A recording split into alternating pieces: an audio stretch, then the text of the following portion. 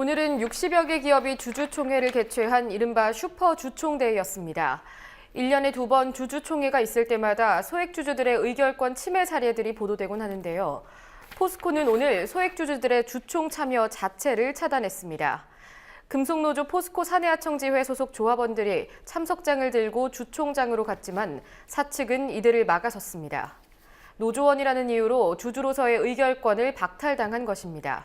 어떻게 된 일인지 김현주 PD와 알아보겠습니다. 안녕하십니까? 네. 오늘 포스코 주주총회에 들어가려던 소액주주들 중에서 조합원들만 차단을 당했다고요? 네, 그렇습니다. 포스코 사내하청지회 노조원이란 이유로 차단당했습니다. 금속노조 포스코 사내하청지회 측은 오늘 포스코 주총에 참여하려고 한 노조 주주가 17명이고요. 이들은 한 주에서 5주 정도의 주식을 가지고 있다고 밝혔습니다. 노조원들은 주총 참석장도 있었지만 건물 밖에서부터 막혔다고 주장합니다. 주총 진행요원뿐만 아니라 포스코 내 제철 사내하청사를 관리하는 사람들까지 나서서 이들을 막았다는 겁니다. 노조원들은 왜 못 들어가게 하느냐, 이렇게 막느냐고 물어봤지만 아무 대답도 없었다고 주장합니다. 네, 아까 영상을 보면은 노조원이라는 걸 알리는 옷을 입은 분들도 있고 그렇지 않은 분들도 있는 것 같은데요. 구분을 어떻게 한 겁니까? 옷을 입은 사람은 소수였고요. 많은 사람들은 사복을 입고 있었다는 게 노조의 주장입니다. 근데 사진 등을 들고 노조원들의 얼굴을 대조하면서 이렇게 노조원들을 가려냈다는 건데요. 포스코 건물 내부로 들어간 사람들은 총 3명입니다. 이 중에서 2명은 주총장에 들어갈 수 있었고요. 1명은 주총장에 들어가기 전에 신원이 파악돼서 입장이 막혔는데 이때 사측이 사내하청 조합원들 사진을 보면서 통제하는 것을 목격했다고 포스코 지회가 주장하고 있습니다. 무사히 들어간 2명도 주총장에서 발언을 하다가 결국 쫓겨났습니다.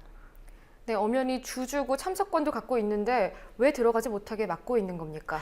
크게는 2가지 이유가 있는데요.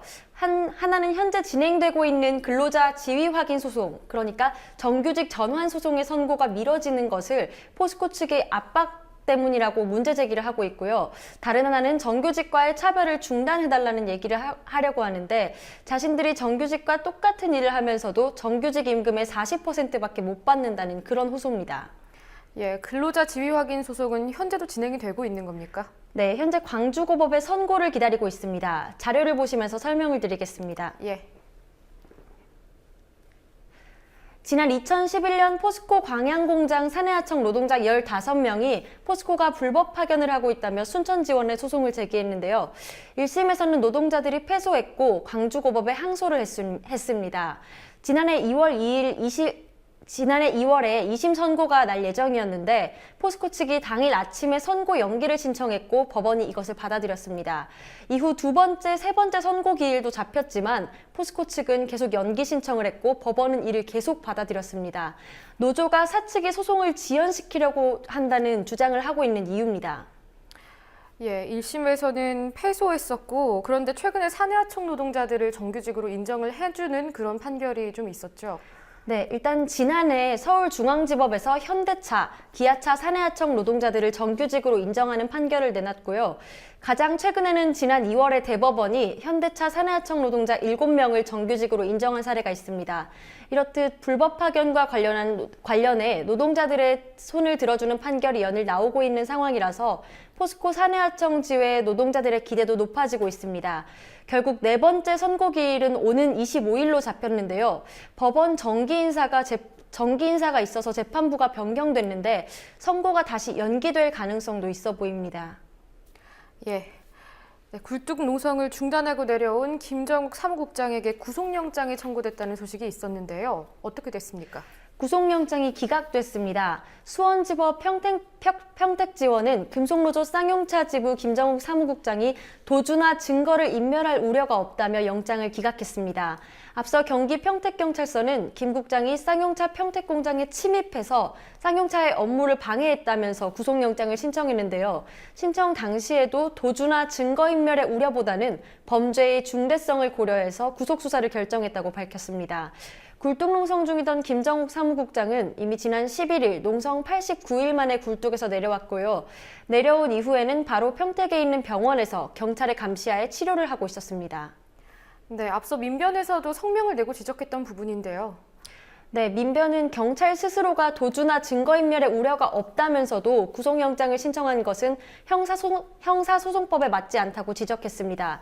또 민변은 김정욱 사무국장이 쌍용차 경영진과 대화를 하려고 내려왔기 때문에 도주 우려가 없고 굴뚝농성한 사실은 SNS 등을 통해서도 알 수 있기 때문에 증거인멸의 가능성이 없다고 경찰의 행태를 비판했습니다. 예. 그리고 이창근 씨도 구속되지 않을 분명한 이유가 있다고 밝힌 적이 있고요. 그런데 쌍용차 문제가 해결되지도 않았는데 굴뚝농성을 그만두고 내려온 이유는 뭡니까? 지금 사측과의 교섭이 교착 상태에 빠졌다고 생각을 해서 진전을 위해서 변화가 필요하다고 생각했다는 겁니다. 쌍용차 노사는 지난 1월부터 5번의 실무 교섭과 1번의 본 교섭을 했는데요.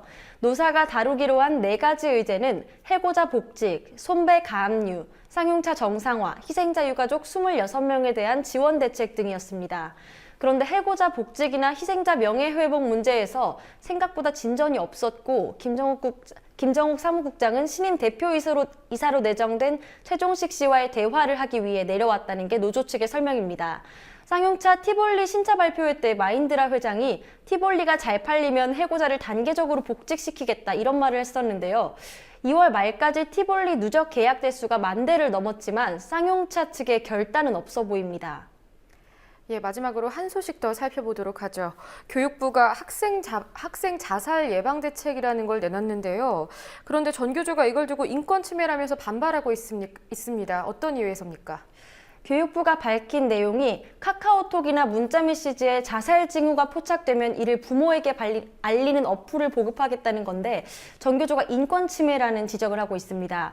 일상적인 감시를 하겠다는 건데요. 인권 침해가 우려되는 것은 아무리 좋은 목적이라도 하면 안 된다는 겁니다. 전교조는 인권 침해뿐만이 아니라 자살을 생각하는 학생이 이런 어플을 스스로 설치할 이유도 없다면서 실효성이 의심된다고 주장하고 있습니다. 네, 그런데 비슷한 어플이 예전에도 있었던 것으로 기억을 하고 있는데요. 맞습니까? 네, 문용린 전 서울시 교육감이 11개 학교를 대상으로 아이스마트 키퍼라는 어플 도입을 실시한 적이 있습니다. 자살을 예방하겠다는 목적은 아니었고요. 수업 시간에 학생들이 무분별하게 스마트폰을 사용하는 것을 통제하기 위한 목적이었습니다. 이 어플을 깔면 학생들이 어떤 어플을 사용하고 있는지 선생님들이 볼 수 있었습니다. 당시에도 인권 침해 논란이 제기돼서 폐지 서명 운동이 있었고요. 결국 서울교육청은 학교에 도입하지 않겠다고 밝힌 바 있습니다.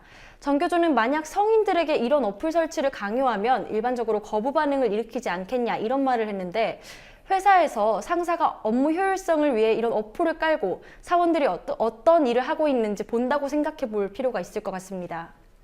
예. 또 교육부 대책 중에 다른 걸 보면요. 투신 자살을 막기 위해서 옥상 출입을 막겠다라는 것도 있더군요. 네, 그렇습니다. 교육부는 투신 자살 비율이 많은 만큼 이런 것을 막겠다고 했는데 지난해 학생 자살이 118건 있었는데 투신이 65.9%, 그러니까 약 78건 있었다고 밝혔습니다. 투신 장소는 아파트 옥상이 33%였다고 말했는데요. 교육부는 평상시에는 옥상 출입을 통제하고 자동 개폐 장치를 설치해서 화재 같은 응급 상황에만 자동적으로 열리게 한다, 이런 방안을 내놨습니다. 하지만 옥상을 막는다고 해서 자살을 방지할 수 있을지는 미지수입니다. 전교조는 학생 자살의 주요 원인이 가정 불화와 성적 비관인데 왜 개인에 대한 감시 체제를 강화해서 학생 자살을 해결하려 하는지 모르겠다며 원인 파악부터 잘못됐다고 지적했습니다. 예, 왜 계속 문제 해결이 차단으로만 가고 있는지 좀 안타깝습니다. 예, 수고하셨습니다. 네.